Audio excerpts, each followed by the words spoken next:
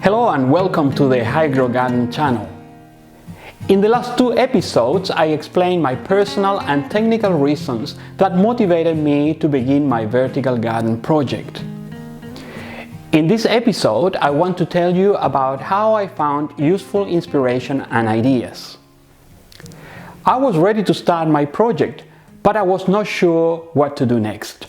I had checked some commercially available vertical gardens, but for one reason or another, the ones I found were not exactly what I wanted to try. Actually, I didn't know what I wanted to try, so how could I create something when I didn't know exactly what I wanted? I really needed some inspiration. For a while, my wife and I have been planning to visit the Alowyn Gardens, which are located about an hour's drive east of Melbourne. A second reason for the trip was that there is a chocolate factory just around the corner from the gardens, but that's another story. This was a great opportunity for a nice day out with my wife, and also to check if I could get some ideas for my vertical garden project.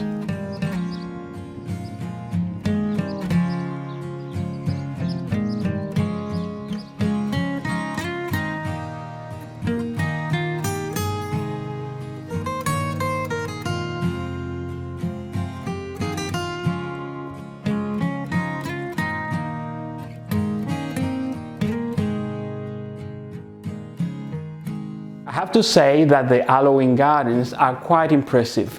They have really done a nice job. After enjoying all the beautiful ornamental sections of the garden, we went to the food gardening section. After all, we were there not only to enjoy the garden, but also to find some ideas for my first vertical garden project. The food gardening section had a more traditional and plain look when compared to the impressive ornamental sections. There was a section though that, in my opinion, was as beautiful, if not even more beautiful, than the ornamental sections. Some of the fruit trees were in full bloom that day, and what could be more beautiful than that, especially when the bees are out collecting nectar and pollen. Wow, what a sight!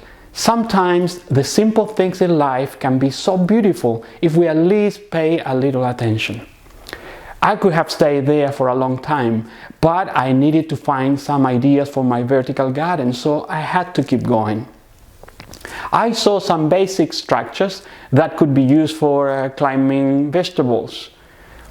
Also, there were fence posts with wire that provided support for large trees.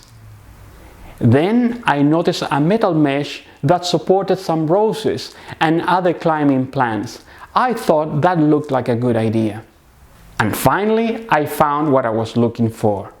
There was a whole section that looked like a maze or a path leading to a central point that looked really different and interesting.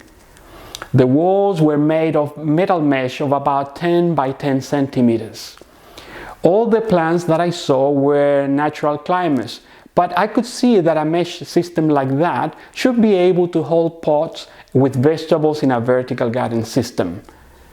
I felt I have found the idea I needed for my first vertical garden project. I thought that the metal mesh on a timber frame should be strong enough to support my vertical garden, and it could also be used to grow fruit trees on a trellis system. I would certainly recommend the Alowyn Gardens if you want to have a nice time checking beautiful plants and being close to nature. I will surely visit that place again in the future. If you can recommend another nice garden that we should visit, let us know by writing the details in the comments section below.